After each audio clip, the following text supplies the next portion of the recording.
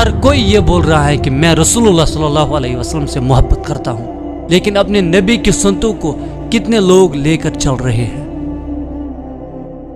وہ جو قرآن کی آیت ہے نا، اور صبر اور نماز کے ذریعے اللہ تعالیٰ کی مدد طلب کرو۔